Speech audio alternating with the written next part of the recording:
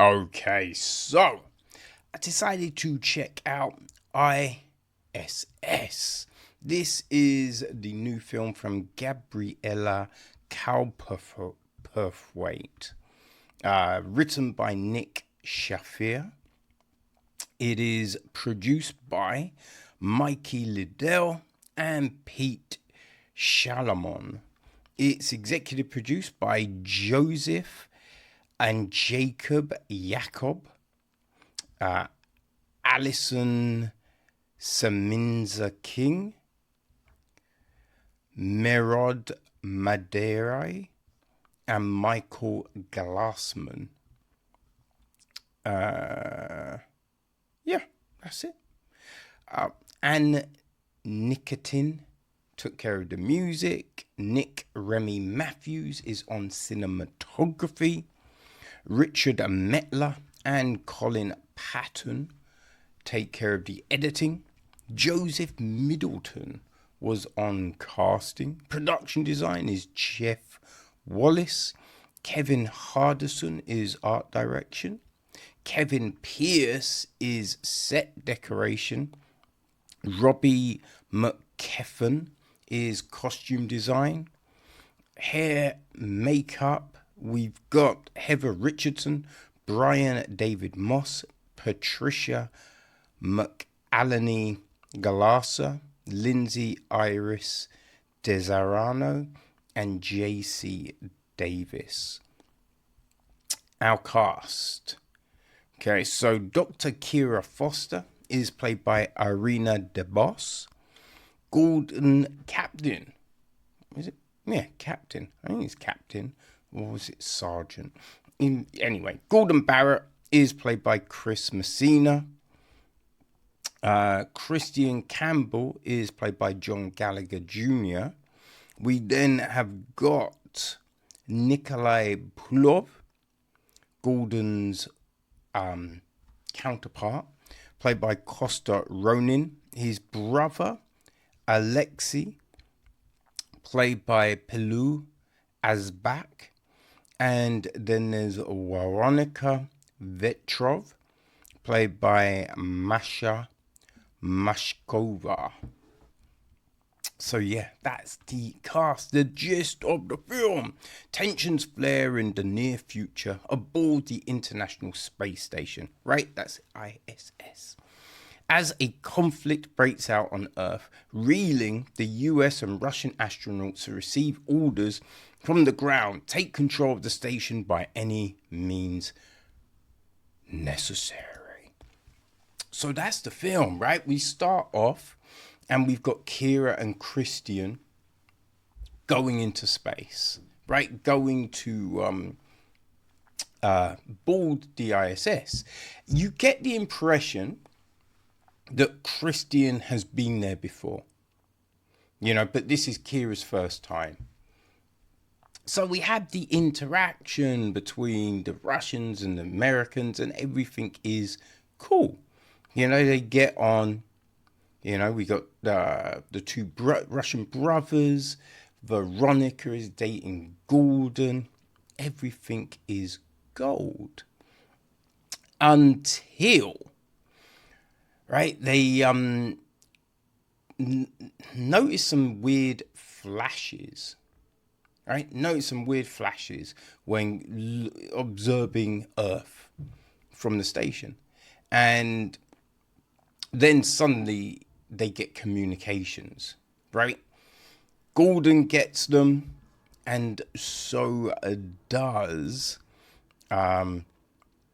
Nikolai, right? Being the captains of the relevant teams. And essentially, it is war has broken out, right? Take control of the station. So they both get these messages, one in English, one in Russian. And that's where the film spins off. And there's tension and all of that, right? It was interesting from that point of view. I think we do get, I feel, a lot of it is built by what you're observing on screen. There seem to be a lot of shots where you're lingering on a doorway, right? And there's another door in the background or something. So it's just like, did that open? Is something being left on the counter, which, people are meant to see and go, oh, So I'm not sure if I, missed out on anything because of that aspect of it. Right? They built the tension well, but, right, I thought, because this isn't a new story, we've had this kind of thing before, just not on the ISS. The thing with the ISS, though, it isn't just Russian and American. You've got Japan there, right? You've got European, other countries there, Italy, Germany, right? They were all involved with the construction of the station. They go there. I think China goes there. Right? You have all of these different groups up there. And when I've heard astronauts talk, they're like, yo, there might be sometimes political tension, but when you're up in space, no one cares about that shit, right? Space, a lot of times the space people, the astronauts, get to the station via Russia, right? Or sometimes in Asia, right? So, yeah, the people don't think about that because if you fuck around, you're dead, right? You can't do that shit up there. So I thought it was like, firstly, are there only going to be American and, Russians up there? Right? I think it would have been interesting to have that full mix. But then secondly, to explore that notion of, well, our countries might be going crazy, but, we got to live together. There's also the question of how many people do you actually need to really fully work the station? Because there must be a number, right? Of, well, we can cope with 4, or any less than 5 and we're fucked, right? There's got to be that number. There's got to be these kind of considerations that aren't addressed at all. Those things aren't addressed, and that would have been interesting. We do get at the beginning, I think it's Christian says, look, we have to probably think about if we got these then instructions, and the Russians would have got these instructions, right? And being that notion that if you fuck around, you're dead, I would have thought that they may have just gone, listen, guys, we got these. We know you got the equivalent. What's going on, right? Because the other big thing, if a nuclear war has broken out, the safest place to be would be space, right? Going down to the planet, you don't know where to land, right? You could land in, what's it called? The hotspot, the 0.0, that place, right? You could land exactly there, which means you're completely dead. You know what I mean? Or even if you land away from that, there's still the radiation, right? So landing on the planet, you could be dead, right? And at least you want to give it a period of time for everything to kind of, calm down, right? So there's these considerations, but none of this is talked about. And that definitely would have made it interesting, would have added to the tension here.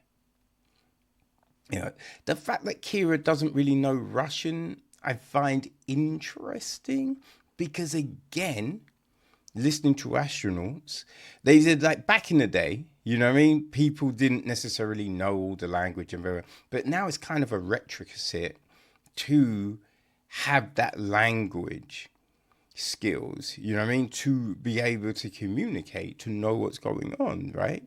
To interact with colleagues. So it is kind of interesting. She doesn't really know. Also, being a Marine, like, yeah, you would have thought she'd have known more, right? So, I mean, it's interesting, but it doesn't fully embrace the potential that this has.